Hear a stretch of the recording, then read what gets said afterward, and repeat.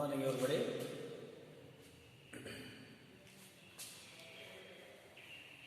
Welcome to our class, the solid state. Previous class, we know about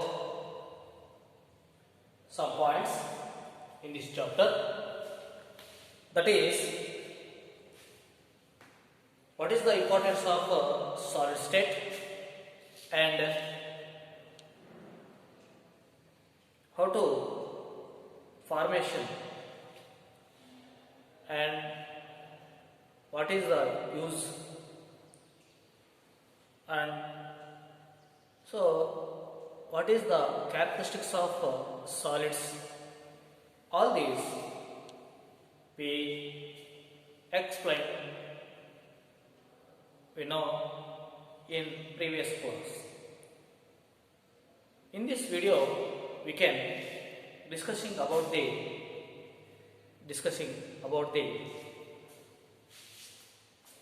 classification of crystalline solids. Classification of crystalline solids. Classification of crystalline solids. Classification of crystalline solids.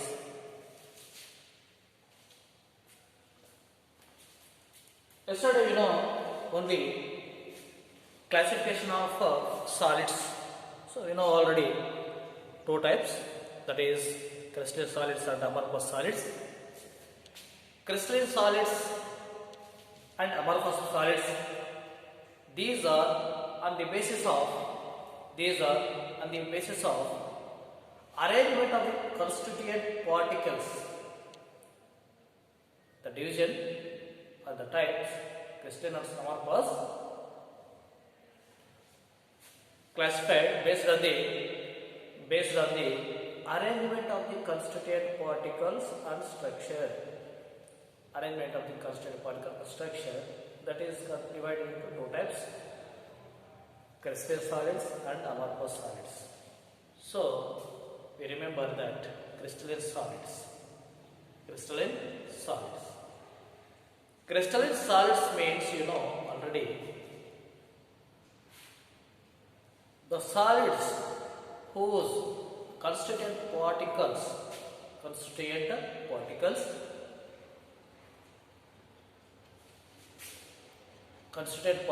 in regular arrangement or regular pattern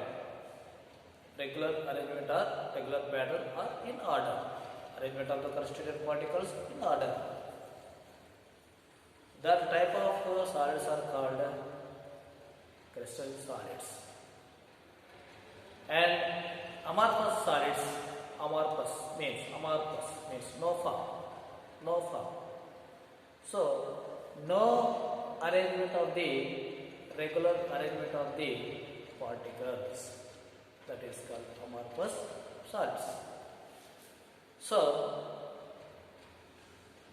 here we know already differences also between them. Now we are going to be discussing about the classification of crystalline solids. Crystalline solids can be classified on the basis of nature of intermolecular forces operating in them into four types. How many types? Four types. Crystalline solids can be classified on the basis of nature of intermolecular force operating in them into four types or four categories. Namely molecular crystalline solids, ionic crystalline solids, metallic crystalline solids, and covalent crystalline solids. Operating them, intermolecular forces operating in them, that is into four categories or four types, namely namely molecular crystalline solids, ionic crystalline solids, metallic crystalline solids, covalent crystalline solids. Covalent crystalline solids. So we are discussing about each one by one. Each one by one. So first one is molecular crystalline solids.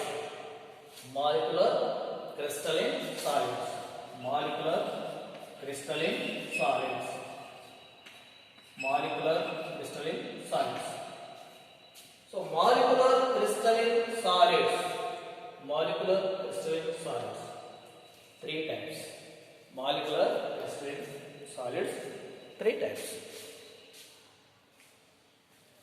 So molecular crystalline solids three types based on the operating forces between them. So the constituent particles between the constituent particles. So three types. So here molecular crystalline solids. In these solids, constituent particles has a molecules. Constituent particles has a molecules. Constituent particles as a molecules.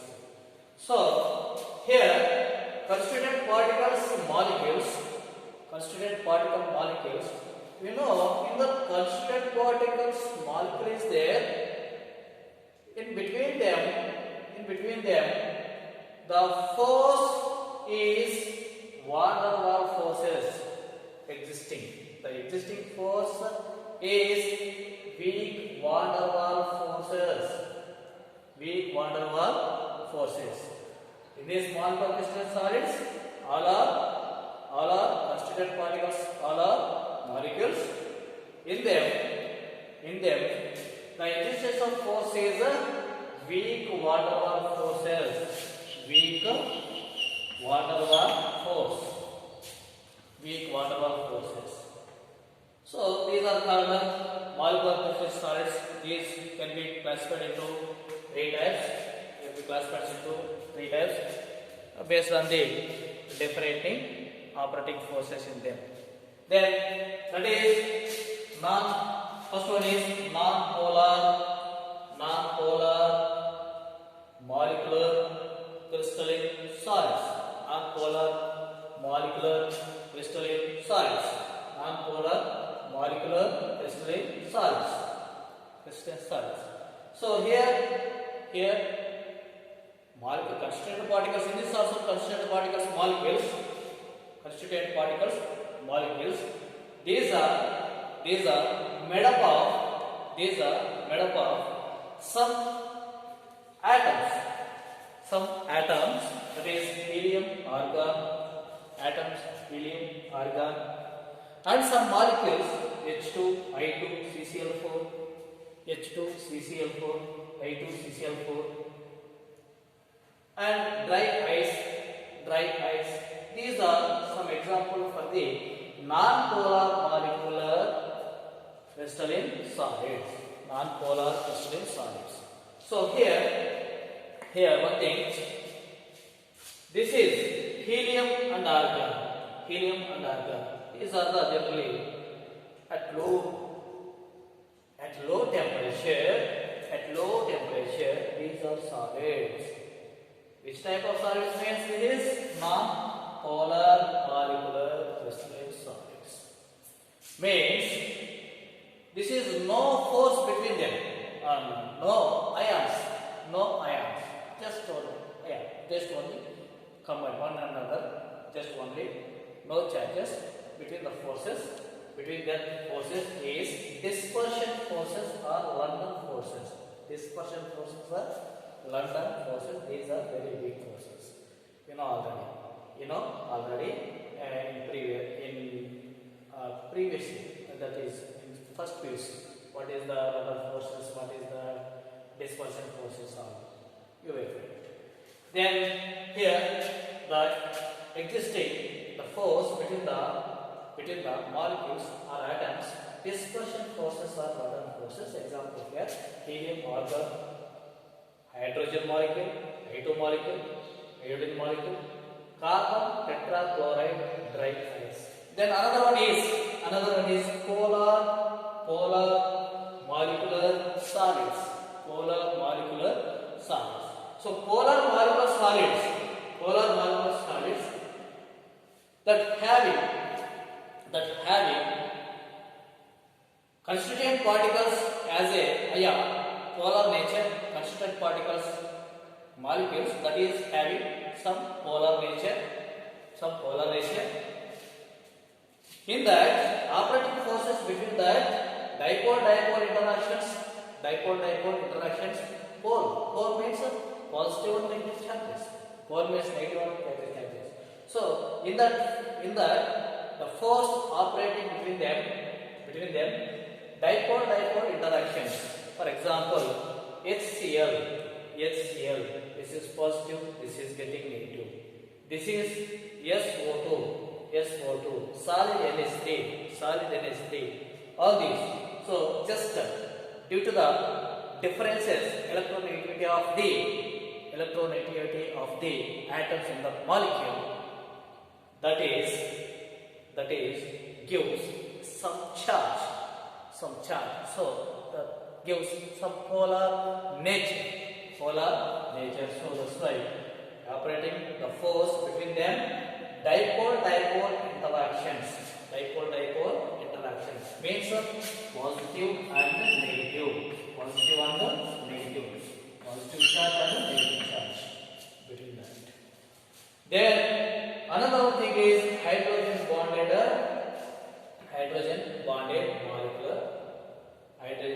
molecular crystal solids. Hydrogen bonded molecular crystal solids. Here also molecules. So in that molecules,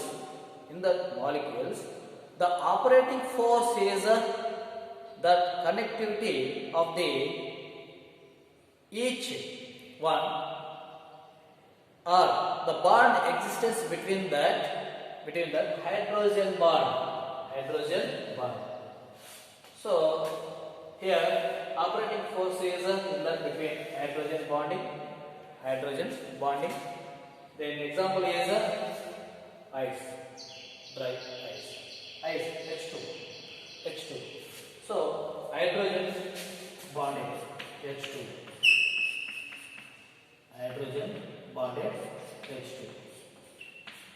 Like this. So here this is the hydrogen bond. So here positive, negative. Such. Here positive, here negative. So that is the differences of electronegativity. These are three types of molecular crystalline solids. So we discuss also what is the properties of this molecular crystal solids. The first one is non-polar molecular crystal solids. Non-polar molecular crystals. They have soft and volatile nature. Looking like we'll see that soft and volatile means easily evaporated. And another thing is low melting and boiling points. So easily melting point and boiling point means when temperature increases, immediately converted into liquids, immediately converted into gases, like that.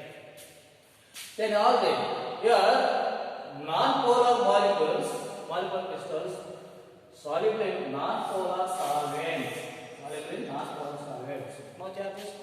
So that's why that may be soluble in only non-polar solvents. Then conductors of electricity.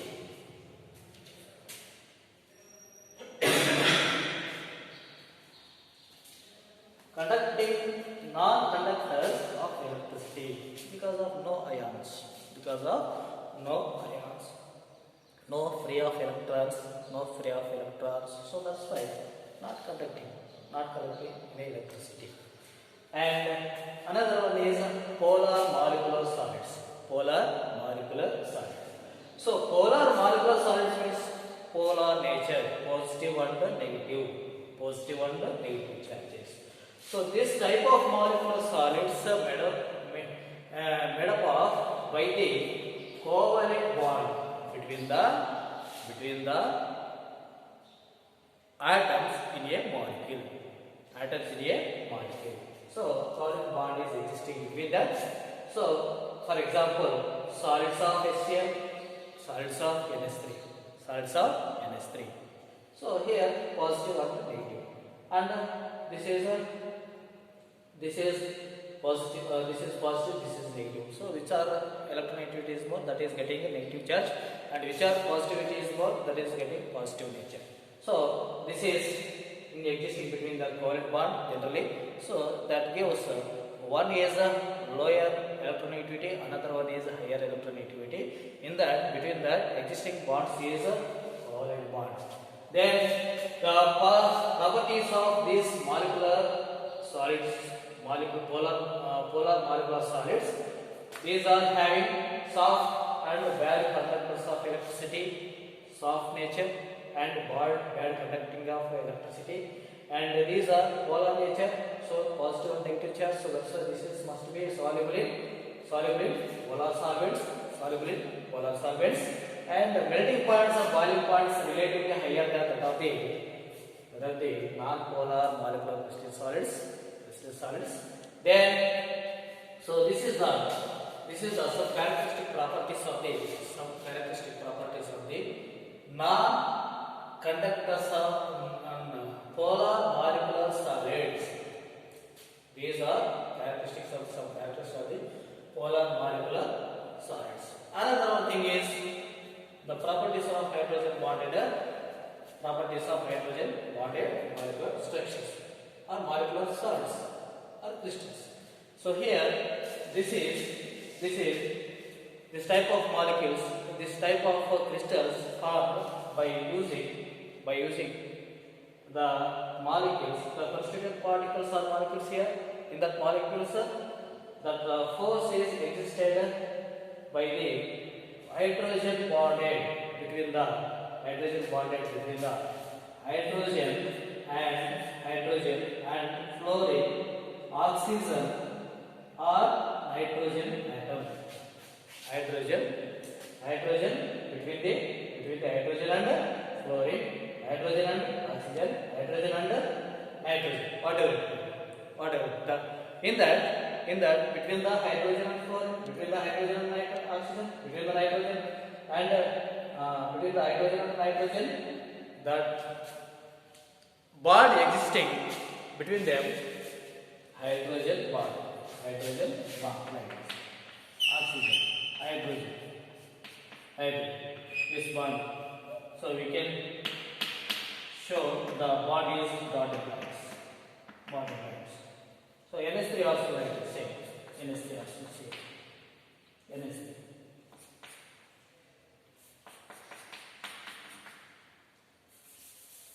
NH3 also same.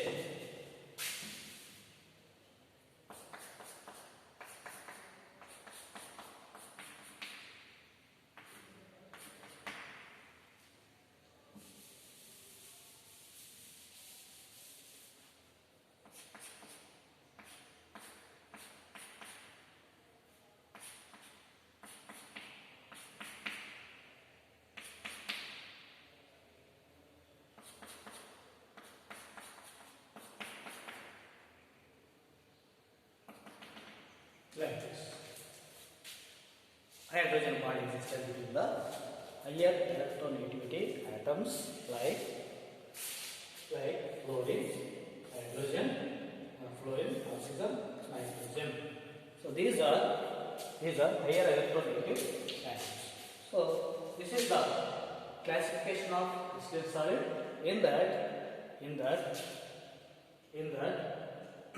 molecular crystalline solids, and remaining we'll discussing